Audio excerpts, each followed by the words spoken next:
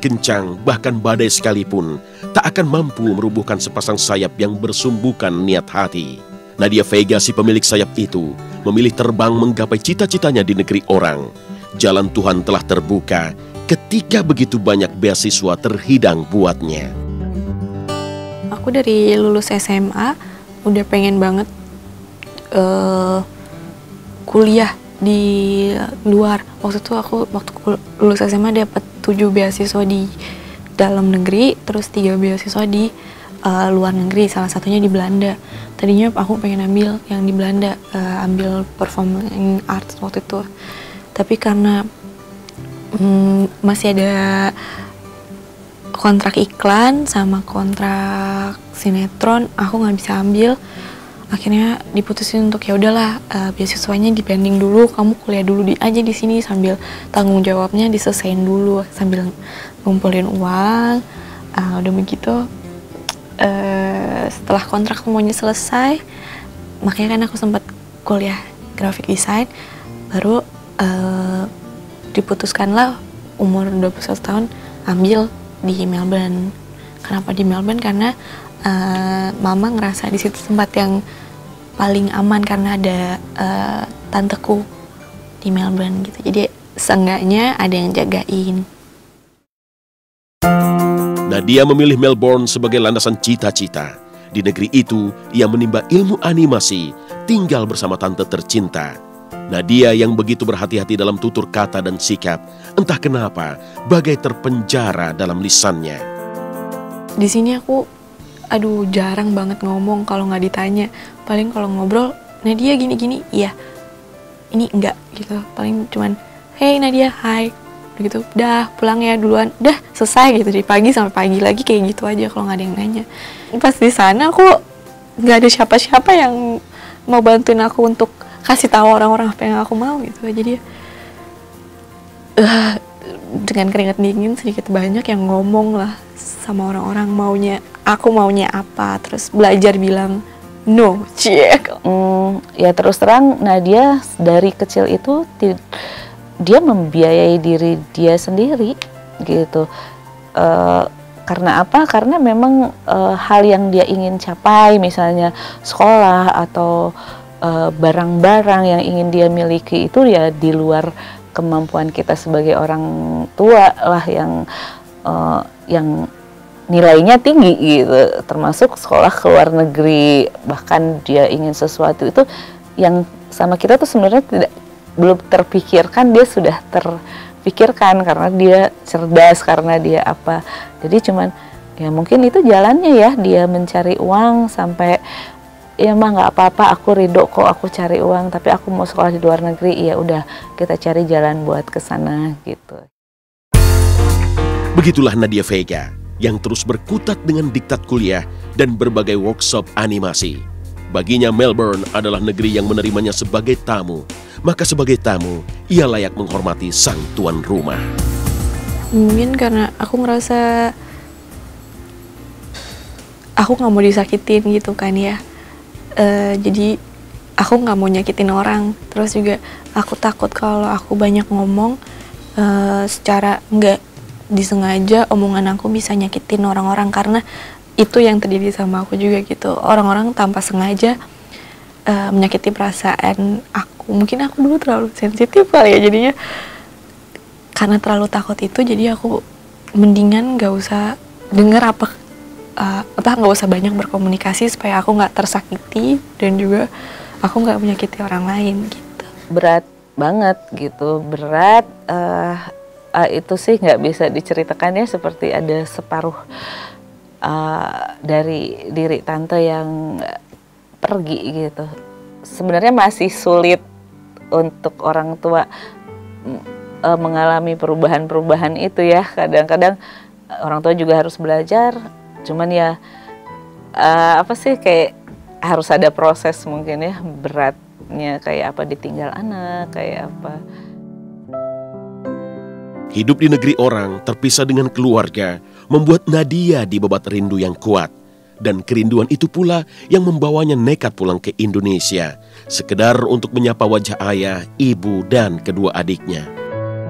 Terus pernah satu kali bener-bener lagi hektik banget, keadaan juga lagi yang gak enak banget gitulah, lagi banyak banget yang dipikirin. Gak bisa nih, harus pulang nih, kalau enggak aku nggak akan lulus karena ngerasa nggak ada energi mau dipantengin di depan layar komputer juga nggak akan bisa gitu. Akhirnya tanpa kasih tahu mama, aku weekend pulang cuman untuk 3 hari apa 2 hari gitu.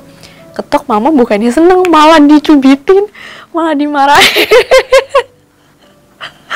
Ya kamu pulang, bukannya gini langsung. Terus aku bilang, maafin aku nggak bisa, kalau misalnya ini aku nggak akan lulus nih, harus dipeluk dulu sama mama. Ya udahlah, dipeluk dulu. Akhirnya mau apa nih, mau sambal, mau ayam goreng pakai nasi uduk, pakai sambal apa sih, sambal terasi. Akhirnya mama sampai geleng-geleng kepala sambil marah-marah dibikinin lah. Akhirnya aku bilang, aku mau ke Bandung juga gitu kan. Akhirnya ke Bandung, terus kan final project aku itu harus bikin lagu sendiri kan, terus arrange sendiri juga gitu kan.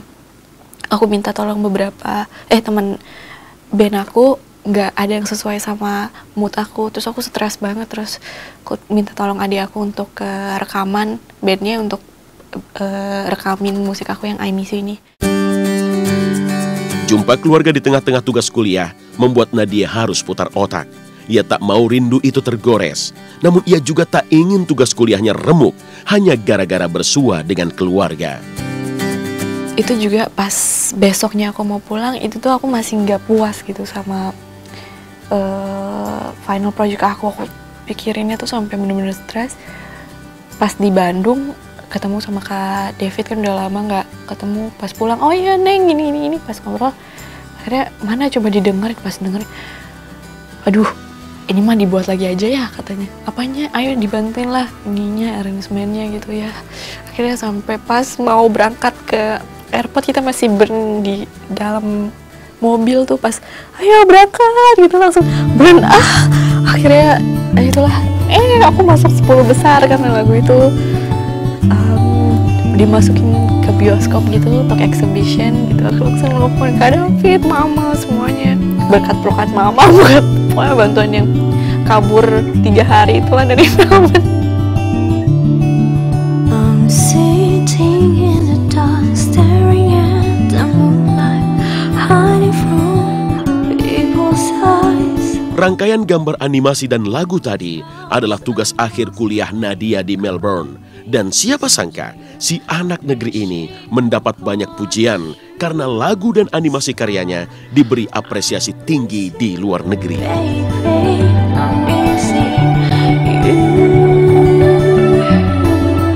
Dari karya akhir kuliah tadi, Nadia terus menjurai rezeki dan barokah hidup. Ia sampai tak percaya jika banyak negara memberinya tawaran bekerja. Enggak sih, enggak kaget. Dia dari dulu emang suka baca buku-buku, udah gitu dia sering nulis-nulis sendiri tanpa kita ketahui. Dan dia kan dari dulu sering nyanyi, mungkin referensinya jadi banyak. Jadi sebenarnya nggak kaget sih dia bisa bikin lagu bagus kayak gitu ya, justru. Ya udah biasa, tapi ini bagus banget kok lagunya. Nah, karena waktu itu, karena masuk 10 besar, aku dapet tawaran di Malaysia untuk jadi desainernya di situ, graphic desainernya. Terus di Belanda aku boleh milih mau jadi penyanyinya, atau mau jadi editor, atau mau jadi graphic desainernya. Terus di Melbourne aku ditawarin jadi junior animator, tapi buat stop motion. Di situ ada animator yang suka sama karya aku. Setelah dia vakum di dunia keartisannya, kan dia punya dunia yang lain. Setelah itu dia kuliah, dia lulus, dia balik lagi ke Indonesia, dia udah punya ilmunya nambah. Proses hidup pula yang akhirnya membawa Nadia Vega untuk menyudahi segala riuh popularitas sebagai artis. Ia ingin bukan lagi sekedar artis. Nadia memilih sebagai pembuat karya lewat ruang bernama animator. Sekarang udah benar-benar nggak ngoyo lagi. Aku pengen terkenal atau pengen apa gitu. Waktu aku memutuskan untuk meninggalkan Indonesia, itu udah di hati tuh udah terpatri.